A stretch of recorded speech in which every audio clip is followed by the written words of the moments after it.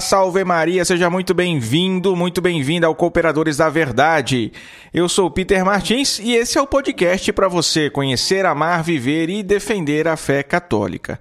Peçamos a intercessão da Santíssima Virgem Maria, do nosso glorioso patrono, São José, de São Francisco de Sales e de Santo Tomás de Aquino, para que esse episódio seja conduzido e frutifique segundo a vontade de nosso Senhor. Esse é o 8º episódio da 6ª temporada e nós vamos falar sobre a inveja e a caridade. Mais um episódio da nossa tão importante série Vícios e Virtudes, que é um caminho que nós estamos trilhando aqui, né? Um caminho de conhecimento e de ação. Conhecemos os vícios, conhecemos as virtudes, para que nós aprendamos a evitar os vícios e praticar as virtudes também. No quadro Vida dos Santos, nós estamos estudando agora os Santos Apóstolos, voltando às origens da Igreja. E no episódio de hoje nós vamos falar sobre São Tomé. O recado que eu tenho para vocês hoje é que acessem o nosso site, cooperadoresdaverdade.com, e conheçam as nossas 2 novas colunas. Então, lá no menu do nosso site, nas abas superiores, tem uma das abas que é Colunas, e nós temos ali as colunas Curso de Catecismo e Fé pelo Ouvir. Tá? O curso de Catecismo é um curso de formação católica ministrado por ninguém mais, ninguém menos que Rafael Cronge, que participou com a gente daquele episódio sobre a lei natural com o professor Victor Sales. E o curso é grátis, gente. De graça. Você tem ali o conteúdo das aulas em texto, em áudio e em vídeo, sem pagar nada. O curso está no comecinho, nós temos 3 aulas publicadas até a gravação desse episódio aqui, mas a proposta é que nós levemos esse curso até o final, né? Meus caros, a gente poderia cobrar para disponibilizar esse curso para vocês, né? Mas não, a gente resolveu deixar livre e disponível para todo mundo. Então acompanhem, prestigiem, assistam às aulas, porque realmente são diferenciadas. Vocês não vão encontrar nada igual na internet hoje, tá? Nada igual no Brasil, nenhum curso tão bom quanto esse. O professor Rafael faz uns links aí do conteúdo do catecismo, fazendo uns resgates dos conceitos da filosofia clássica, que enriquece demais o nosso conhecimento acerca dos dogmas da igreja. E, gente, não precisa nem se cadastrar. Tá lá de graça, é só clicar em assistir, é incrível, tá? Aproveitem aí. Já a coluna Fé pelo Ouvir é uma coluna de espiritualidade, com textos novos, geralmente aí todas as terças-feiras, tá? E que é escrita, os textos são escritos, na verdade, né? Pelo nosso grande amigo Adulce Neto. É um primor, gente, um primor, tá? Tá fazendo um grande sucesso aí, o pessoal tem gostado, tem elogiado bastante, e de fato o Neto escreve muito bem, e ele nos apresenta o conhecimento dos santos acerca da nossa vida espiritual, das nossas práticas de piedade. Tudo isso enriquece demais a nossa vida prática de fé, tá? Então fica aqui a minha recomendação, 2 conteúdos novos e de graça, grátis, totalmente grátis para vocês lá no nosso site. Depois nos acompanhem também pelas mídias sociais, né? Pelo amor de Deus, é só procurar por Cooperadores da Verdade ou digitar o nome de usuário, Os Cooperadores, tudo junto, e é sempre o mesmo nome de usuário em todas as redes, né? Então nos siga no Facebook, no Twitter, no YouTube, né? No YouTube tem conteúdo novo toda sexta-feira, gente. E no Instagram tem conteúdo novo todo dia, todo dia. Então se você não segue aí a gente no YouTube, no Instagram principalmente, né? Você está perdendo a chance aí de receber novos conteúdos diários na sua timeline que enriquecem o seu conhecimento, a sua espiritualidade e a sua fé. Os recados são esses, hoje um pouquinho mais longos, né? Mas valeu a pena porque tem coisas boas para você, a gente precisa anunciar. Então, encerramos por aqui os recados. A gente tem muito que falar agora sobre a inveja e sobre a caridade. Então vamos lá.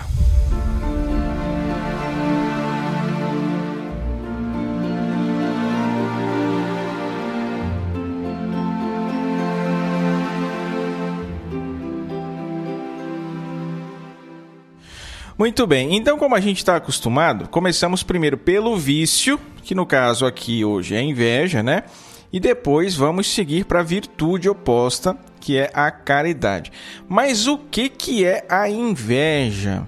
A definição clássica de inveja está lá no nosso catecismo, no parágrafo 2539. Inveja é a tristeza sentida diante do bem do outro, diante do bem alheio. Uma definição que é curta, simples, rápida, mas muito reveladora também. A inveja é um tipo de tristeza. Mas a tristeza, ou as tristezas, né? Normalmente elas nos são causadas por algum tipo de mal. Sei lá, você tira uma nota baixa na escola, reprova na faculdade, não consegue entregar um projeto para o seu chefe que tinha pedido, né? Perde um ente querido. Tudo isso nos gera tristeza. E tudo isso são de fato coisas más, não é? Então essa é a normalidade da tristeza, que é sempre causada por algo mal, ou pelo menos por algo que nós concebemos, que nós entendemos como mal, né? Mas a peculiaridade da tristeza, que é a inveja, é que ela é uma tristeza diante de um bem. Mas é um bem do outro, um bem para o outro, que nós consideramos um mal para nós, porque nós não temos aquele bem. E que bens alheios são esses que podem ser motivos de inveja? Quase tudo, né? Quase tudo pode ser motivo de inveja. Tanto aquilo que as pessoas são, quanto aquilo que as pessoas têm. Então a gente inveja aquilo que a gente enxerga de bem no outro. O seu temperamento, a sua inteligência, a sua estatura, o seu porte físico, o seu cabelo, enfim. E tudo aquilo que ele tem também. Sua casa, seu carro, sua família, seu emprego. As possibilidades são tantas que a gente ficaria aqui 1 hora só falando das coisas que se pode ter inveja, né? Tem gente que tem inveja até daquilo que as pessoas têm de ruim, porque enxergam algo bom, né? Mas enfim. Ou também a gente pode invejar aquelas pessoas que recebem mais carinho, que recebem mais atenção, que recebem mais dedicação, que parecem ser mais amadas que nós, né? Isso vai gerar aí um ciúme, que é um tipo de inveja também. Ou mesmo aquilo que as pessoas sentem, a sua felicidade, a sua alegria, as suas emoções. São Cipriano de Cartago que dizia: é uma desgraça odiar a felicidade alheia. Agora, uma coisa que a gente precisa fazer aqui também, e que a gente já fez em alguns outros programas que nós tratamos sobre os vícios e as virtudes, é elencar os tipos de inveja. E também denunciar, apontar aquelas invejas disfarçadas, porque existem, né? E vamos falar também das falsas invejas. Então, a inveja verdadeira, vamos começar por ela, né? Ela sempre vai ter como característica fundamental aquilo que diz Santo Tomás na Suma Teológica, que diz o nosso catecismo também, que é o bem do outro, o bem alheio, né? E que esse bem do outro seja considerado como um mal próprio, ou seja, um mal para mim. Né? O bem do outro é um mal para mim. Essa é a característica fundamental da verdadeira inveja. Nós vemos algo de bom no outro que nós não temos e aí nós nos sentimos inferiores. Aquele bem do outro ofusca a visão que nós temos de nós mesmos e por isso nós nos sentimos rebaixados, menores, inferiores. O sucesso do outro diminui ou ofusca, encobre a minha glória. Né? Por isso nós nos sentimos humilhados aos nossos olhos e diante dos outros. Né? É insuportável para o invejoso ver alguém acima dele. Ver que alguém tem mais que ele, que seja mais querido que ele, que seja mais feliz que ele. Isso gera no nosso interior uma tristeza inquieta, inconformada, irada, que vive se queixando. E que, em casos mais graves, pode levar até a depressão, ao complexo de inferioridade, uma revolta contra todo mundo, inclusive contra Deus, né? Em últimos casos mais graves, até a imperseverança final, né? Ou seja, a pessoa se condena porque se revolta contra Deus diante daquilo que está vendo, que é, na verdade, uma visão distorcida da realidade causada pela inveja. Agora, é possível também que haja uma inveja disfarçada, né? Que são traços da verdadeira inveja, mas que às vezes se escondem por detrás de atitudes simpáticas, afetuosas, sorrisinhos, abracinhos, né? Ou seja, como diz o Padre Fausto, né? É uma cobertura hipócrita de uma tristeza e de uma raiva escondida e só isso. Por causa da inveja disfarçada, você dá conselhos afetuosos a um amigo, mas sabe que no fundo está só prejudicando ele. né? Fazendo ele evitar uma promoção no trabalho, evitar um relacionamento que poderia ser bom, adquirir um bem que poderia ser vantajoso, mas como não é para você, não é você que vai ter tudo aquilo, você não quer que ninguém tenha também. Olha, não é por mal, mas é que essa promoção aí pode ser que não seja tão boa, isso e aquilo, né? Olha, não é por mal, é pro seu bem, mas é que esse namorado, essa namorada...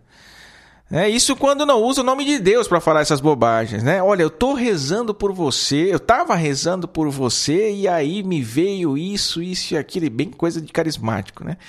Mas enfim, não tô falando que os carismáticos são invejosos não, gente, mas é que esse negócio de tô rezando por você aí é complicado, hein? Mas veja, vamos mudar de assunto. Quando os fariseus viram Jesus curando o cego de nascença, eles vieram com essas ideias meio assim também, né? Ó, senhor cego, agora ex-cego, né? Eu já estava enxergando. Agradece a Deus, né? Dá graças a Deus. A gente nem sabe quem que é esse homem aí que acabou de curar o senhor. É um pecador como a gente, né? Aparentemente, os fariseus cheios de bondade, né? Para afastar o homem das más companhias. Olha, Deus falou a Moisés, mas esse Jesus aí a gente nem sabe de onde que ele é. São exemplos de invejas disfarçadas. Mas há também as falsas invejas, tá? E aqui a gente precisa prestar atenção. A primeira forma desse tipo de falsa inveja é uma tristeza não porque o outro possui aquele bem que nós não temos, mas simplesmente porque nós não temos. Então a gente fica até feliz quando o vizinho troca de carro, a gente olha, nossa, que carrão, né? Coisa maravilhosa, sucesso para ele. Nosso amigo passou numa prova da Federal, que alegria. Nosso primo foi promovido, gente, que coisa boa. Mas a gente não tem todas essas coisas. Então, isso gera uma tristeza que pode nos levar ao desânimo, à melancolia, ao vitimismo, ao complexo de fracasso. Mas Santo Tomás diz que esse sentimento não é um mal em si. Veja bem. Essa tristeza, quando não está relacionada com o outro, não só não é um mal em si mesma, como até pode ser boa. E quando é que pode ser boa? Quando serve mais a aspiração do que a amargura. Então nós olhamos o sucesso do nosso vizinho, do nosso amigo, do nosso primo, e ao invés de ficarmos deprimidos porque nós não conseguimos aquelas coisas, nós não conquistamos aquelas coisas, nós nos colocamos a pensar, poxa vida, ele conseguiu, então é possível, né? Então eu vou correr atrás. São Paulo fala disso, por exemplo, com relação às coisas espirituais. Alguns nas comunidades às quais São Paulo se dirigia tinham dons que os outros não tinham. E o que São Paulo ensinava? Aspirai as coisas do alto, aspirai os dons espirituais, os dons superiores. São Paulo não estava recomendando a inveja, evidentemente, vocês estão entendendo? Mas ele recomendava uma virtudezinha que muita gente nem nunca ouviu falar, que se chama emulação. Emulação, que é a virtude a qual, inspirados pelos bons exemplos, nós buscamos honestamente imitá-los ou até mesmo superá-los, honestamente, né? Mas há uma outra falsa inveja que é bem diferente dessa, mas que é caracterizada por uma certa indignação, uma certa tristeza, que é quando nós vemos alguém enriquecer, alcançar cargos superiores, ficarem mais bonitas, mais inteligentes, sei lá, né? Alcançar novos patamares sociais, mas por meios ilícitos, pela injustiça, roubo, suborno, pelo tráfico. Então esse tipo de inveja, claro, não é pecado de forma alguma, é na verdade até uma indignação justa, porque a gente vê pessoas se beneficiando da injustiça, da corrupção, da mentira, né? E aí a gente fica indignado. O próprio Jesus, lá em Mateus 23, também se indignou quando viu os escribas e os fariseus que usavam a sua posição de mestres da lei para enganar o povo, né? Só que essa indignação, essa tristeza que muitas vezes nos acomete diante dessa injustiça, diante de tanta injustiça que a gente vê por aí, ela não pode descambar para o ódio, né? A gente não pode querer virar um justiceiro. A moral cristã, a moral católica, nos ensina a odiar o erro, mas amar o errante, Então a gente precisa desejar e rezar para que essas pessoas se convertam, se arrependam e se salvem, certo? Só não vamos confundir as coisas, né? Isso vai dar um nó na cabeça de alguns de vocês aqui. A inveja verdadeira é a inveja ruim. A inveja falsa é a inveja boa. A inveja verdadeira é a tristeza diante do bem alheio. A inveja falsa é a tristeza de dois tipos, diante das conquistas que podem nos servir de aspiração e diante do bem ilícito do outro, diante das injustiças cometidas pelo outro e que lhe rendeu, enfim, aqueles bens, né? E essa ideia de falsa inveja, quem traz pra gente é o Padre Fausto. Talvez eu nem chamaria de inveja, falsa inveja, essas coisas, para não confundir mesmo os conceitos. Mas acontece que, ainda que a raiz seja completamente diferente, sejam coisas opostas, né? Às vezes os sentimentos, os efeitos, a tristeza, a indignação, podem ser mesmo muito parecidos com os da inveja verdadeira. Por isso o Padre Fausto chama de inveja falsa. Aristóteles dizia que a inveja procede da vanglória, e São Gregório Magno ensinava que a vanglória procede do orgulho.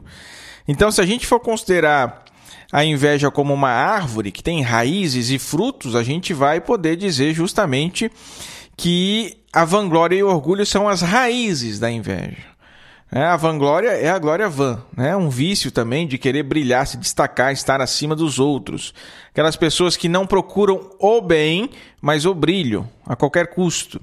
E veja, não tem problema, você aspirar coisas maiores, desejar fazer coisas grandes, alcançar cargos maiores, conquistar competências maiores. Tudo isso é muito bom, Muito bom. Inclusive, se você faz isso por algo ainda maior, para sua família, para os seus filhos, para que tenham um futuro mais seguro, mais estável, com mais oportunidades. Isso é magnanimidade, gente, é uma virtude.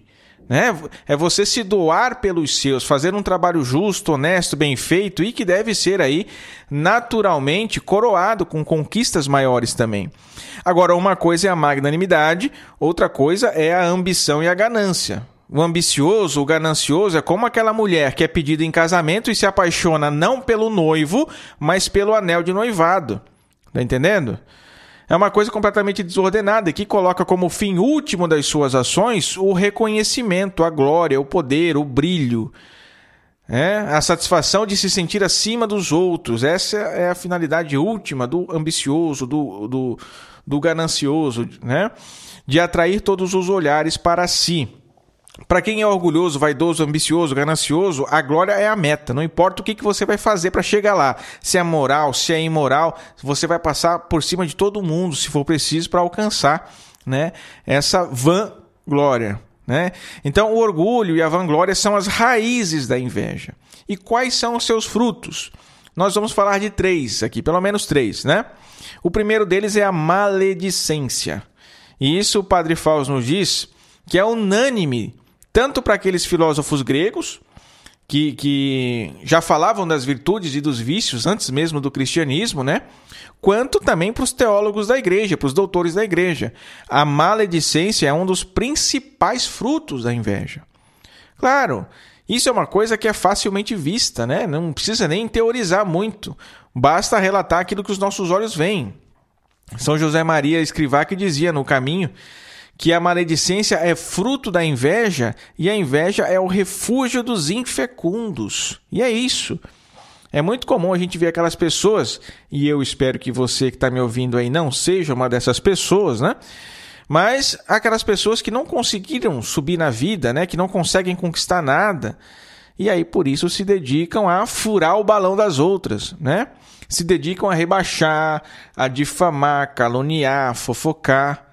Claro, quando você não tem nada, você tem que rebaixar o outro ao nada para que ele fique pelo menos à sua altura. Daí vem a necessidade de destruir o outro pela língua. É aquele que foca sempre no lado negativo. A pessoa tem 1000 qualidades, um defeitinho, é naquele defeitinho, É uma parede toda branca com um pontinho preto, é aquele pontinho preto que a pessoa vai destacar, O invejoso vai martelar, vai maldizer ali naquele defeitinho de nada, O segundo fruto da inveja é a má competição. tem uma competitividade que é boa, né? No trabalho, no esporte, na arte, na cultura, enfim, né? Na tecnologia. Uma força positiva que é o que, afinal, aprimora as nossas capacidades, tanto materiais quanto culturais e espirituais, né? Essa boa competitividade, que é honesta, é aquilo que eu dizia da virtude de emulação, né? Você olha para o outro, tenta copiá-lo e depois superá-lo. Só que uma árvore má, ela dá frutos podres, não é?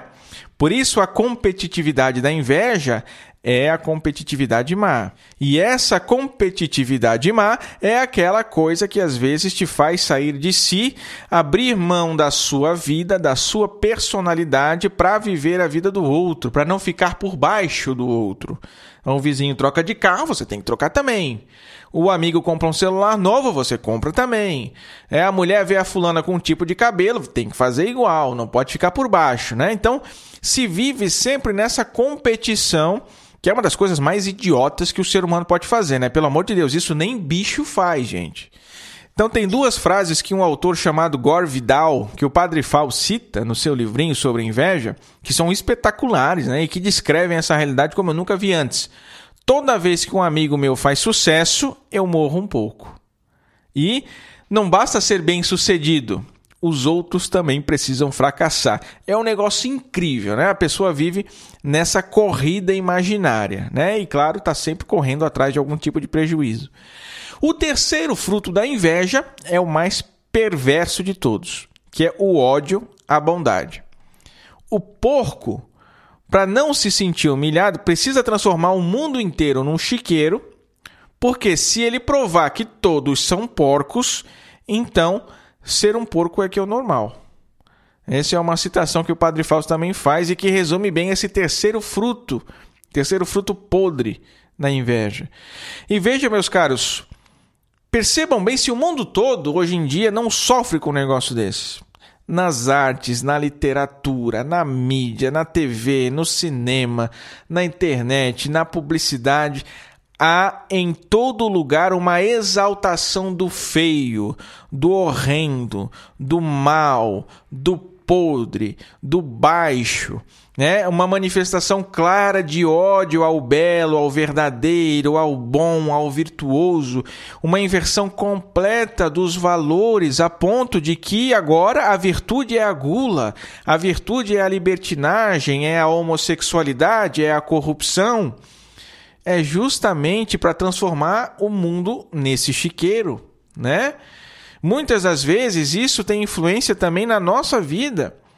Nós, católicos devotos, nos deixamos influenciar, às vezes até inconscientemente, por esse ódio à bondade. Quer saber quando? Quando duas palavrinhas passam a fazer parte da nossa vida. Não precisa. Não precisa.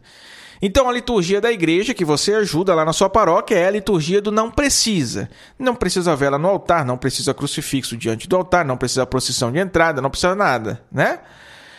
Na sua casa, para fazer as suas orações, não precisa acender vela, não precisa imagem de santo, não precisa crucifixo, né? Não precisa de um livrinho para meditar. Não, hoje não precisa rezar o terço, né? Não precisa se vestir decorosamente, não precisa visitar o Santíssimo, não precisa fazer abstinência de carne às sextas-feiras, né? Não precisa fazer jejum, não precisa fazer penitência, não precisa dar esmola, não precisa fazer caridade, não precisa visitar doente, não precisa viver a castidade, não precisa ser tão radical. É aquilo que diz Chesterton. O ideal cristão não foi considerado deficiente depois de ter sido testado. Ele foi considerado difícil e deixado de lado. Daí é mais fácil transformar o mundo num chiqueiro. Isso também é fruto da inveja, porque nós vemos as coisas boas, nós desejamos as virtudes dos grandes homens, mas como são difíceis, então nós nos voltamos contra elas. E rebaixamos o mundo todo ao nosso fracasso. Medimos a realidade pela nossa régua. Estão entendendo como funciona? Vejam o quanto a Santa Madre Teresa de Calcutá foi caluniada pela mídia. Teve um caso até que o jornal Times, lá de Londres, né, até reagiu às críticas. É um jornal que não tem nada a ver, né, com a igreja, é um jornal secular, né, mundano, enfim. Mas o jornal disse que uma das provas da santidade da Madre Teresa é justamente o tamanho da ira que ela provoca naqueles que rejeitam o seu ideal de vida. Então veja, é um jornal secular falando uma coisa. É tão evidente esse ódio ao bem que às vezes as pessoas, né, num acesso de lucidez, percebem. Né? Vejam a campanha do Burger King há uns anos atrás, primeiro exaltando os 7 pecados capitais, né? Depois teve uma campanha do poliamor, com uma moça casada com 2 caras. E, meu Deus do céu, que coisa absurda, né? E tantos outros exemplos que a gente pode dar de ódio ao bem e de exaltação ao mal. Não é à toa que Santo Agostinho dizia que a inveja é o pecado diabólico por excelência. Foi pela inveja do demônio que a morte entrou no mundo, e os que pertencem ao demônio aprovarão, diz o livro de sabedoria. Não é? Sereis como deuses, não foi isso? Não foi a inveja que o demônio instigou, incitou nos nossos primeiros pais, Adão e Eva, para que pecassem? Então, meus caros, a inveja é esse verme, né? Um parasita que assume o comando da nossa vida como se nós fôssemos zumbis, para que nós vivamos em função de alimentá-la. E alimentá-la com esses frutos podres, que ela mesma dá, né? A maledicência, a má competição e o ódio ao bem.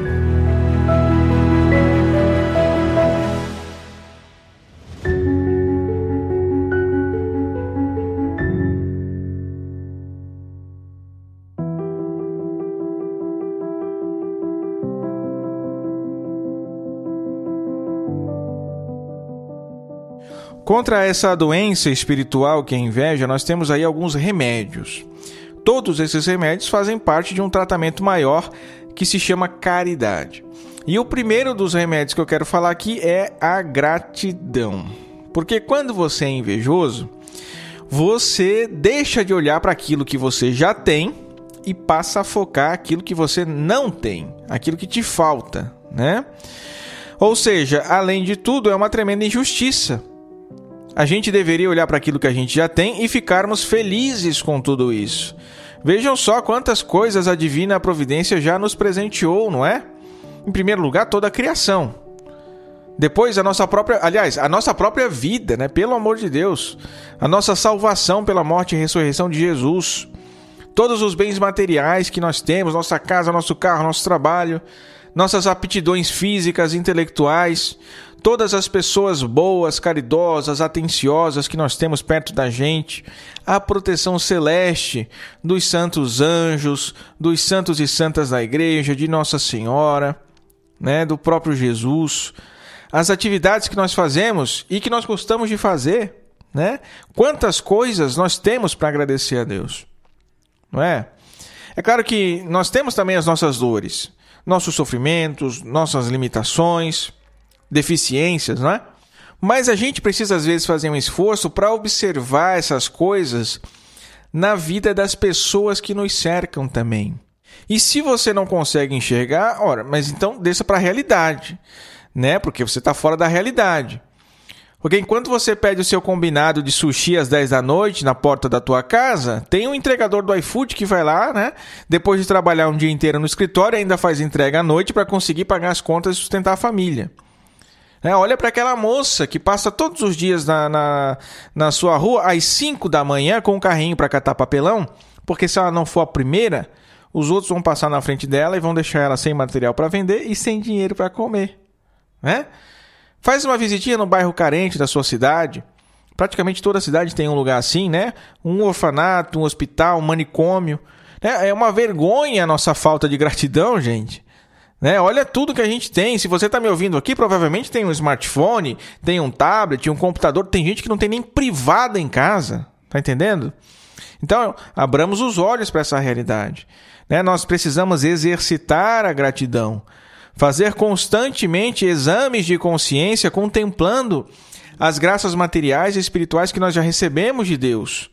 Mesmo que Deus às vezes pareça estar meio afastado, né, meio distante, num determinado momento da sua vida, né? Sei lá o que você está vivendo aí, mas olha, faça como o salmista, né? Eu me lembro dos dias de outrora e repasso as vossas ações, recordando os vossos prodígios. Então, se você acha que nesse momento Deus não está fazendo nada por você, lembre, traga à memória tudo que Ele já fez. O agradecido não tem tempo para sentir inveja.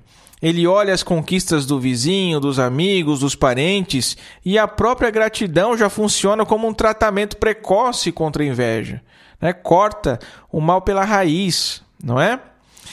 O segundo remédio é a fidelidade à nossa própria vida. Porque as coisas que Deus nos dá, os favores que Deus nos concede, não são simplesmente coisas boas, né? Mas são coisas necessárias para a nossa realização, para que nós cumpramos o fim último da nossa vida, para que nós alcancemos a felicidade perfeita na vida eterna. A inveja, meus caros, ela não ataca só o coração, como diz o Padre Fausto, né? Com sentimentos, com tristeza, com desânimo. A inveja ataca o nosso intelecto, ofusca a nossa mente e prejudica o modo como enxergamos a realidade. A inveja muda o nosso modo de ver a vida. A pessoa invejosa vê a sua realização de uma maneira completamente deturpada. Ela mede a realidade, mede o valor da vida, o valor das coisas, de uma maneira completamente equivocada. Então, o invejoso vai colocar a realização na sua vida na quantidade de coisas que consegue adquirir em relação àquilo que os outros têm. Vejam como isso é perigoso. É como se de um lado da balança você colocasse tudo aquilo que você enxerga que os outros têm, aí, claro, fica bem pesado, né? E do outro lado, que é o lado da sua realização pessoal, você vai preenchendo de coisas para tentar equilibrar o peso. Você está entendendo? Então, fulano comprou um carro novo, o lado dele da balança ficou mais pesado. Então, eu preciso comprar um também para tentar equilibrar.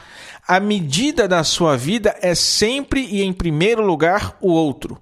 Então, você está sempre correndo atrás, né? Como a cenoura na frente do burro. Gente, isso não é vida. É como se a vida sempre estivesse devendo algo para você. Sempre tem um buraco, um vazio, uma frustração. Sempre falta algo. E aí você simplesmente para de enxergar o valor real que as coisas têm na sua vida. Você não enxerga o valor no amor dos seus filhos. Você enxerga nos filhos do vizinho. Como aqueles filhos amam fulano, né? Você não é capaz de contemplar a bênção que foi aquela promoção que você recebeu no trabalho e que por ela conseguirá aí proporcionar mais dignidade, mais segurança para sua família. Você olha para o seu primo que está num cargo acima do seu, né? E aí você vai se lamentar porque ainda não chegou lá, né? Não há vida real para pessoas assim. Vocês entendem? É preciso que nós olhemos para a nossa vida. Nós devemos fidelidade à nossa história. É a minha história que eu vou construir. É o meu legado que eu vou deixar. É isso que eu vou apresentar diante de Deus quando fechar os olhos. Não é? Nós podemos admirar as pessoas, podemos enxergá-las como grandes exemplos, sem invejar também. E, aliás, isso é uma coisa que a inveja faz, né? Por distorcer a nossa percepção dos valores reais das coisas, a gente não consegue mais contemplar, admirar os grandes exemplos. Aquela moça que é órfã de pai, que trabalha duro, né? Para sustentar a mãe, para sustentar os irmãos menores, trabalha o dia inteiro, estuda à noite, a mãe é doente e faz tudo isso com aquela paz, né? Com aquela alegria, sem reclamar. Aquele senhor que tomou um calote, né? Perdeu boa parte dos bens, teve que vender casa, carro e agora trabalha dia e noite para dar conta de sustentar a família. E consegue, né? E dá segurança para aquela família. Aquela pessoa com câncer que sofre sem reclamar e oferece os seus sentimentos a Deus como um sacrifício. Quantos são esses bons exemplos dignos de toda a admiração que a gente pode realmente admirar sem invejar, não é? E por que a gente pode? Por que a gente admira sem inveja? Porque nós admiramos as virtudes, as qualidades morais, a grandeza espiritual. Pessoas que numa situação completamente adversa, trágica, podiam olhar para o vizinho, ver como a vida dele é boa, se encher de inveja, de tristeza, né? Mas não. Se encheram de entusiasmo, de grandeza moral, de grandeza espiritual, de fé, de esperança, de caridade, de generosidade, a tal ponto que aqueles limites que a vida lhes impôs não foram capazes de limitar a grandeza da sua alma. Pelo contrário, impulsionou ainda mais, né? Assim foram os santos que foram fiéis à sua vida, que decidiram perseguir os projetos de Deus para a sua história, sem se preocupar em olhar para o lado. Porque Deus nos dá todas as coisas que são necessárias para a nossa realização, para o cumprimento da nossa finalidade. Nós somos uma tarefa a se realizar. Nós não viemos prontos para esse mundo, mas também não fomos abandonados aqui. O terceiro remédio é a caridade, propriamente dita. A inveja é o pecado que contraria fundamentalmente, frontalmente, a caridade. A inveja olha para o bem do próximo e se entristece. A caridade olha para o bem do próximo e se alegra. A caridade é a virtude pela qual nós amamos a Deus sobre todas as coisas e ao próximo como a nós mesmos por amor a Deus. É claro que falar de caridade é um assunto muito vasto, né? Daria aqui um curso completo, de anos inclusive. A caridade é a mais excelente das virtudes, é o ápice da vida cristã. A caridade é a coroa de todas as virtudes. Nenhuma virtude pode ser perfeita sem a caridade. Porque todas as virtudes são, ao fim e ao cabo, um modo de exercer a caridade também. Se você ordena o exercício de todas as virtudes a Deus, você faz isso por amor. E o amor a Deus é a caridade. Então, é como se todas as virtudes possíveis e imagináveis que nós possamos praticar fossem atos da virtude maior que é a caridade. Então, como eu disse, né? É um assunto muito vasto. O objetivo aqui, a essa altura do nosso episódio, não é dar um tratado da caridade, mas é apresentar a caridade justamente como a virtude oposta à inveja, relacionada à inveja, tá? Nesse contexto. Então vejam, a caridade, que é aquele amor sobrenatural, tá? Começa por aqui, a caridade é um amor sobrenatural, né? Está para além das nossas forças naturais, pelo qual nós amamos o próximo por Deus. A caridade faz com que nós enxerguemos as coisas boas nos outros, não como uma sombra que nos entristece, mas como uma luz, né? Um raio de luz que nos alegra. Mas além disso, a caridade nos faz sentir uma gratidão imensa por contemplar, reconhecer as coisas boas que acontecem com os nossos irmãos. E quantas pessoas têm essa dificuldade, não é? Não conseguem reconhecer, não conseguem valorizar, por exemplo, os pais que trabalham, e trabalham duro, né? Para manter a família de pé, para dar uma vida digna. Não conseguem reconhecer o sacrifício heróico do esposo, da esposa, que se doa todo dia, um pelo outro, pelos filhos. O Padre Fausto fala que se você é um desses, você é uma topeira. É a linguagem que ele usa mesmo, né? Uma topeira cega e aproveitadora, né? Que vive desfrutando a bondade alheia, né? A generosidade, a qualidade dos outros e nem se dá conta disso, nem nunca agradeceu, claro, né? Nunca sequer colocou para retribuir aquilo que recebeu. Às vezes até o contrário, ainda reclama, é uma topeira mesmo, né? Enquanto a gente está respirando, a gente não pensa muito no valor do ar, não é? Assim também, muita gente só vai se dar conta do valor das coisas, né? Do carinho, da atenção, da doação, da paciência, da magnanimidade do outro quando faltar. E aí vai ser tarde demais. Nós precisamos reconhecer as coisas boas, aprender a reconhecer, a dar valor àquilo que fazem por nós, né? Isso é um santo remédio contra a inveja. Então, no trabalho, por exemplo, quantas vezes você parou para admirar as qualidades dos seus amigos? Observar aquilo que aquela pessoa faz e que faz bem, né? Algo que te enche de alegria, de admiração, que você tem o desejo de fazer igual, inclusive. Quantas vezes você foi agradecido por conviver com pessoas com tantas qualidades?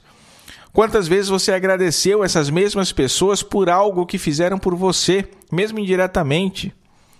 E aquelas pessoas que te incomodam, que te aborrecem, que não são tão virtuosas assim, não têm tantas qualidades, quantas vezes você reclamou dessas pessoas? Pensa aí e me diz se não tem uma diferença abismal, colossal, das vezes que você reclamou para as vezes que você elogiou, que você agradeceu.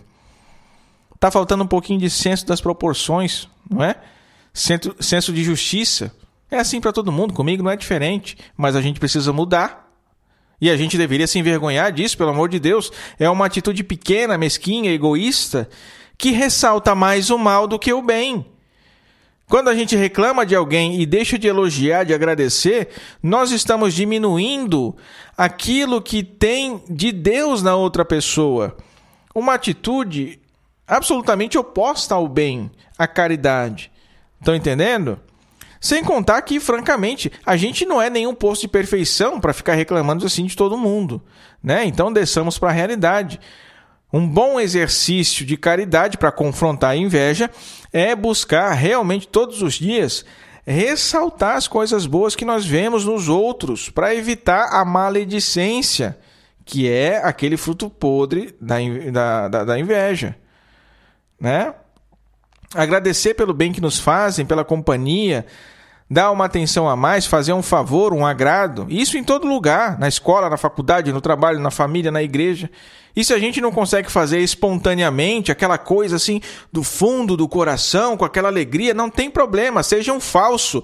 Faça uma atitude exterior, porque às vezes a mudança interior precisa começar de fora para dentro. Se force a fazer, decida fazer, vença as barreiras que te impedem de fazer, até que isso se torne natural. É assim que se alcança a virtude, com força de vontade, né? Com exercício, com insistência, com perseverança. Primeiro você se doutrina a fazer, você se força, você se adestra, igual um cãozinho adestrado, até que você, enfim, consiga transcender a doutrina, transcender o adestramento e passa a amar aquela atitude, amar o próximo. Aí você conquista a virtude, né?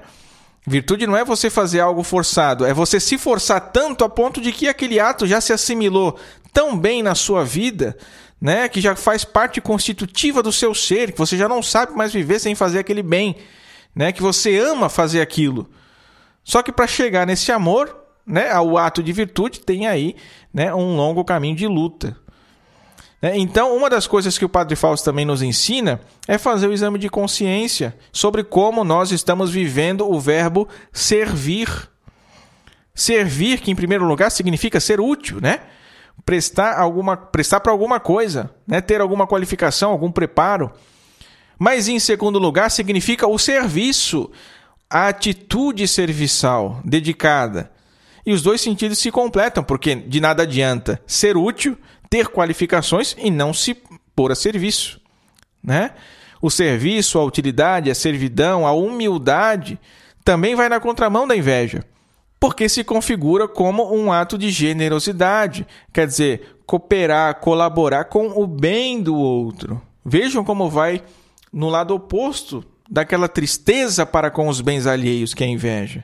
Tem algumas perguntas que nós podemos responder para nós mesmos nesse exame de consciência e que nos ajuda a enxergar bem essa realidade dentro de nós, né? Primeiro, quantas foram as ocasiões em que nós dissemos, mas eu não sei fazer, não tenho condições para isso aí não, né?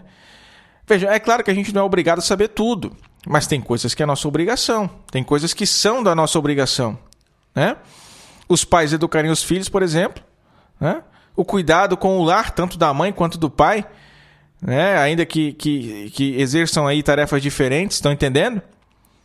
Porque é muito cômodo a gente não saber fazer as coisas, né? Só que o que acontece é que aí a gente se afasta, a gente vira as costas para um problema que é da nossa responsabilidade, que nós deveríamos resolver, e pecamos por omissão, né? Pior ainda é aquele que sabe fazer alguma coisa e se esconde, né? Para não fazer. Então, nesse exame de consciência, liste aí num papelzinho mesmo, papel, caneta, né? Aquelas pequenas coisas que você poderia fazer se fosse generoso, né? Se eu fosse generoso, o que eu faria? Primeiro, aquelas pessoas da sua casa, né? O que eu poderia fazer a mais? Ajudar na limpeza, na organização, nas compras, os serviços materiais que você pode fazer, mas não só isso também, no aconselhamento, na formação, na oração, coisas morais e espirituais, né? Depois você pode fazer a mesma coisa num outro ambiente que você convive, como no trabalho.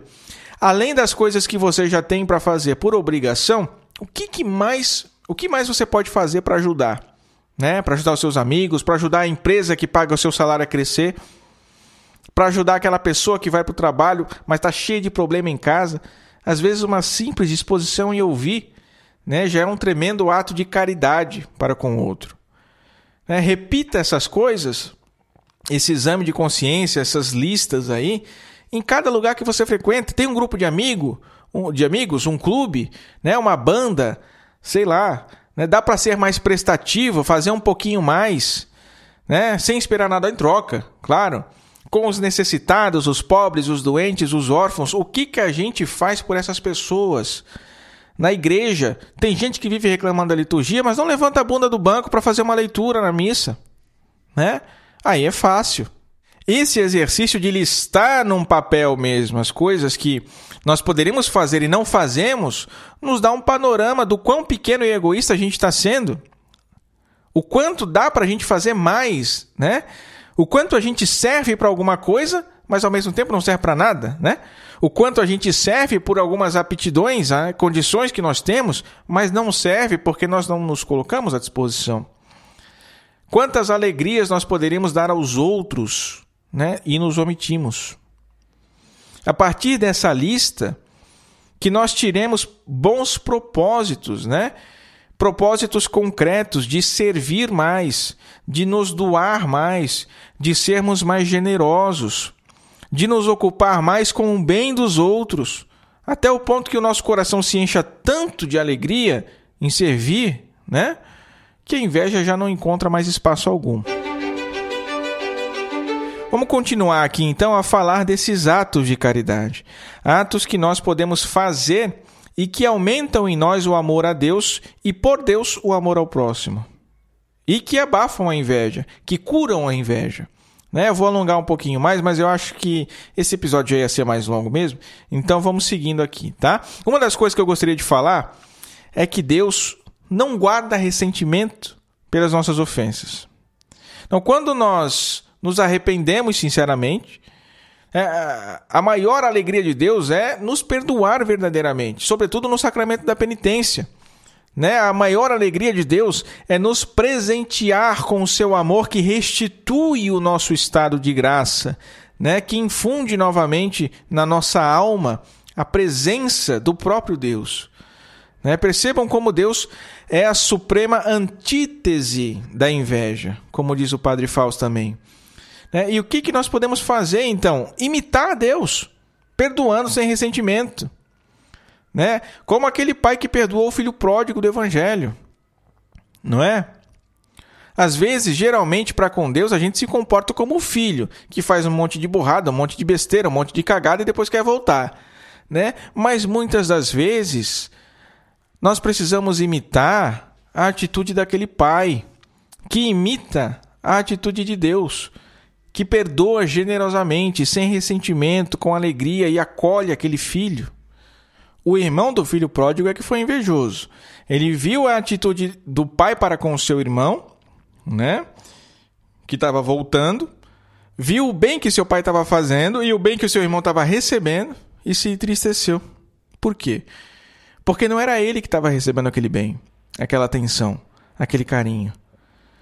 Há quanto tempo te sirvo e o Senhor nunca me deu nenhum cabrito para festejar, mas o meu irmão voltou e o Senhor manda matar um novilho gordo? Olha que alma pequena, A inveja é notável aqui. A comparação com o outro, a raiva do bem que o seu irmão estava recebendo, a distorção da noção de justiça, como se não fosse justo que o pai recebesse aquele filho de volta. E a resposta do pai mostra a benevolência com que tratava não só aquele filho que estava voltando, mas também aquele filho que nunca saiu de casa. Tu sempre estás comigo, meu filho, e tudo que é meu é teu.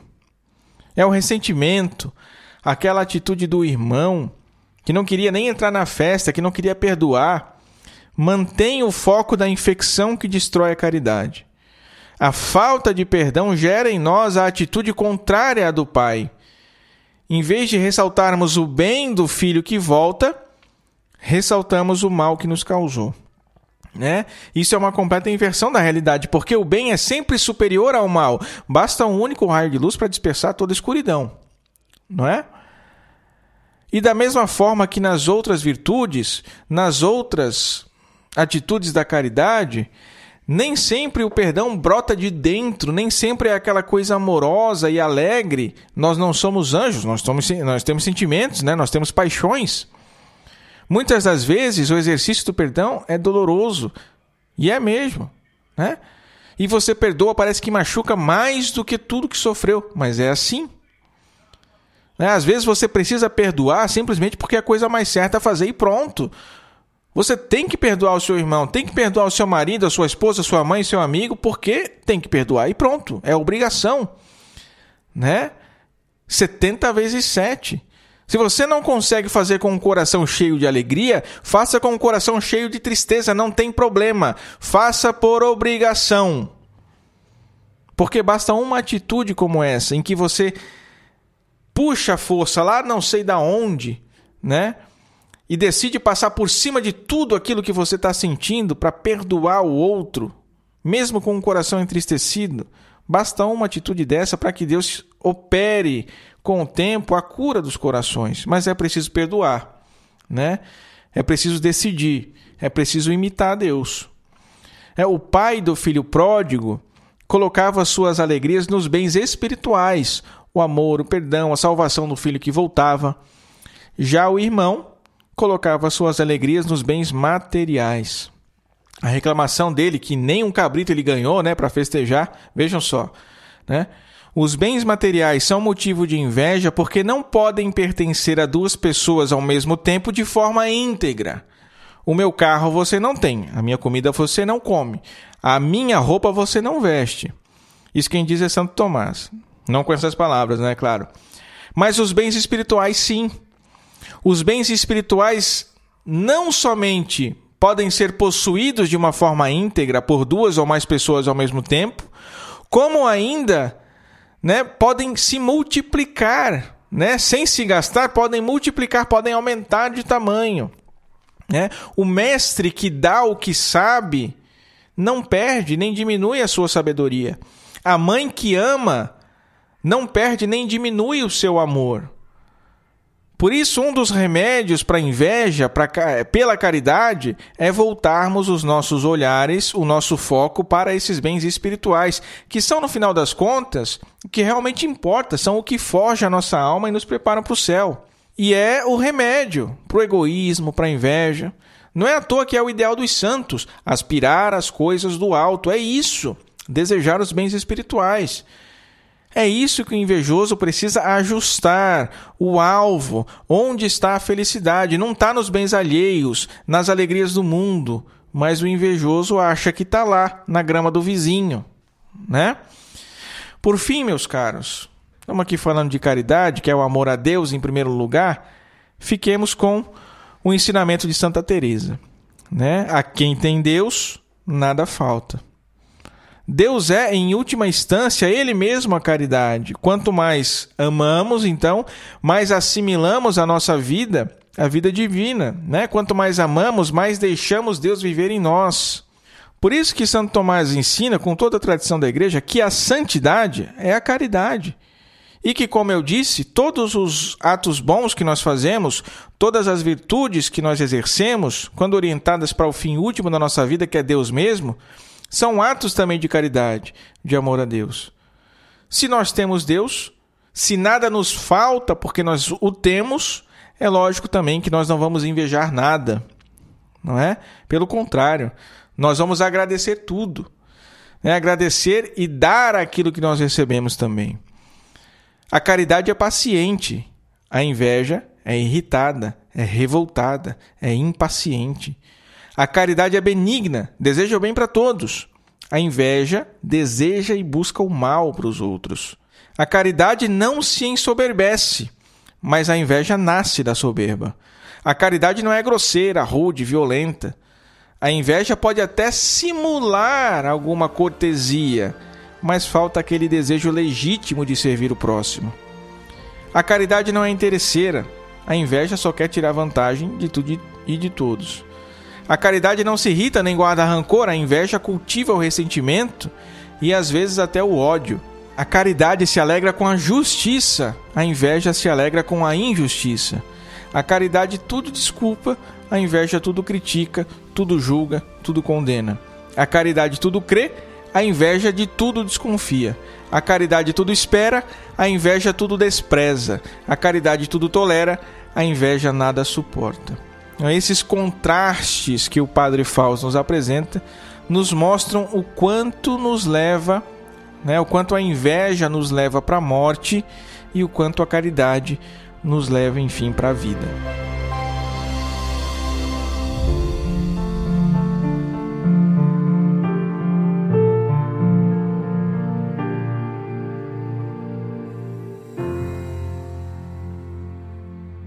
Muito bem, vamos agora falar do santo de hoje, que é ninguém mais, ninguém menos que São Tomé.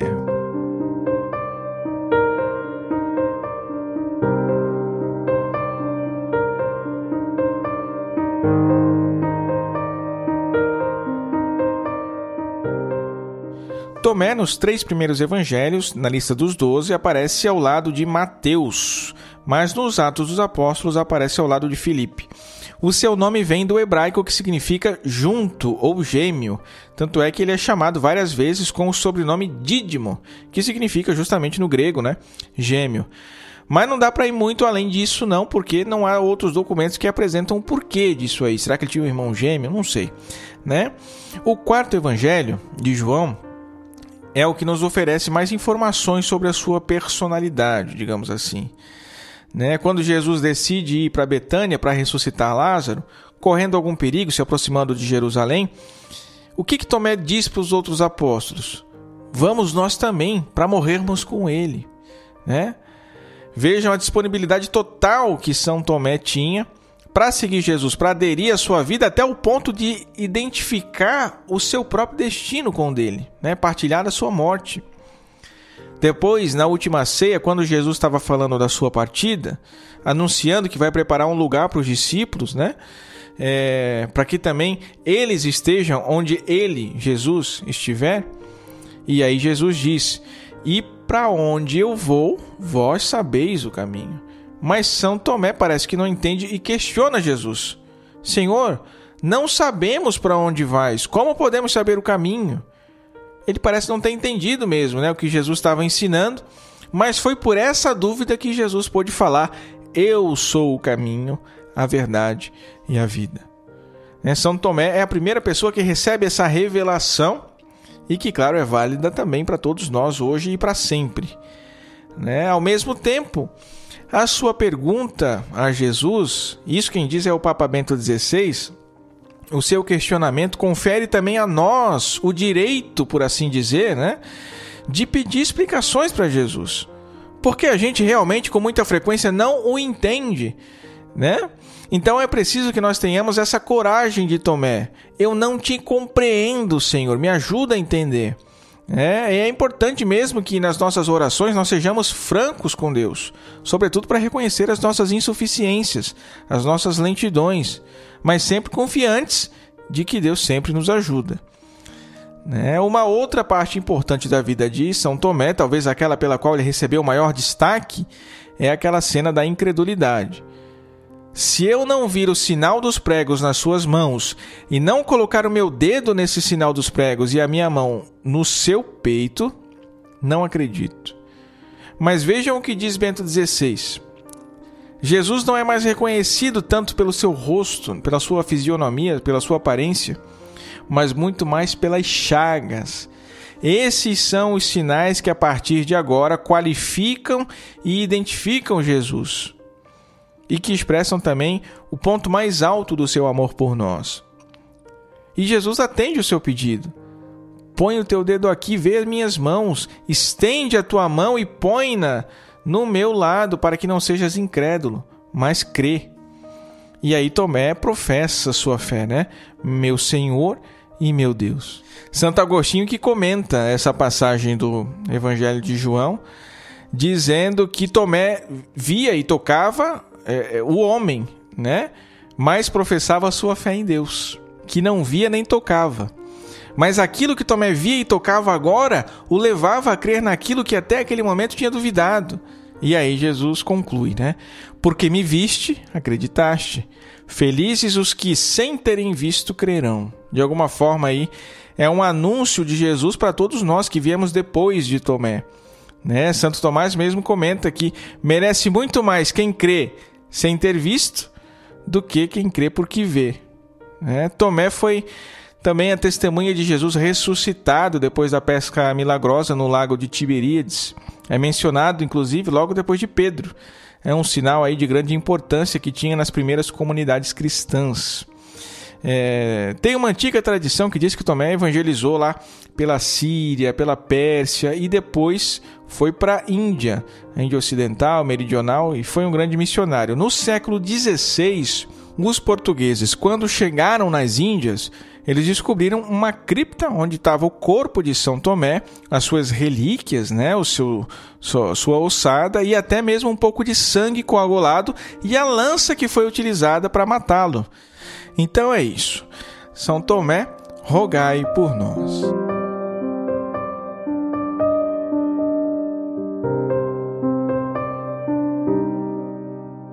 Rezemos a Virgem que nos proteja, nos guie e cuide sempre do nosso apostolado. Subtum presidium confugimus, sancta Dei genitrix, nostras deprecationes ne despicias e necessitatibus nostris. Sede periculus cunctus libera nos semper, Virgo gloriosa et benedicta. Amém. Chegamos ao fim do nosso episódio. Se você gostou, se você aprendeu algo novo, você, por favor, compartilhe esse episódio com seus amigos, compartilhe nas suas redes sociais, nos marque aqui para que a gente possa compartilhar também, tá? Recomende aí para todo mundo no grupo da igreja, no grupo dos amigos, no grupo do trabalho, porque isso nos ajuda muito.